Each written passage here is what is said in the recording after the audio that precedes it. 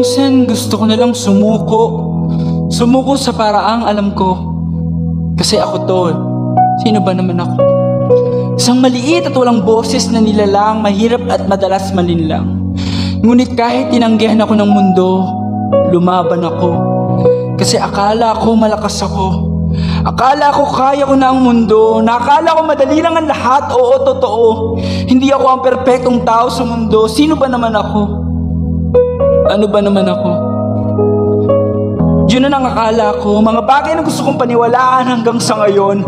Na kaya kong umahon kapag nadapa. Na kaya kong umahon kapag nahulog. Na kaya kong umahon kapag natapakan. Na kaya kong umahon kapag nasaktan.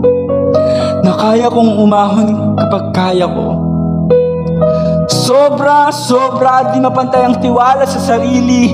Bilib na bilib ako sa kakayanan ko. Kasi nga akala ko malakas ako. Akala ko nga kasi kahit ang mundo ay kaya ko.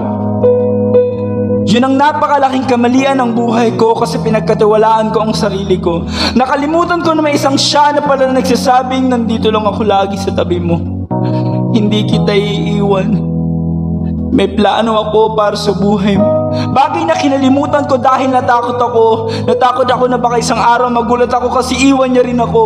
Sino ba naman ako, di ba? Mga bagay na tila laging tanong sa isipan ko. Bagay na kahit di ako mabigyan ng kasagutan. Pero sinagot mo. Sagot na nakakatakot paniwalaan. Kasi sabi mo sa akin, anak kita, tagapagmana kita, na mayaman ka. Sinabi mo pa na kailangan ko maging masaya dahil nalulungkot ka. Ginawa ko naman, naging masaya naman ako. Ngunit lumipas sa mga araw, tila yung ginagawa humantong na lang sa sinusubukan. Na sinusubukan ko na lang maging masaya. Bagay na madali lang pagtakpan dahil sa talentong ikaw din ang nagbigay. Hanggang isang araw, sinabi mo sa akin na muli kitang pagkatiwalaan. Na kumapit ako sa iyong muli dahil itatakas mo ako sa lungkot na nararamdaman ko.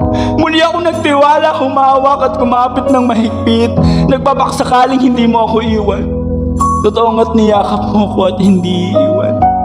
Unti-unting kumurba muli ang mangiti sa aking mga labi.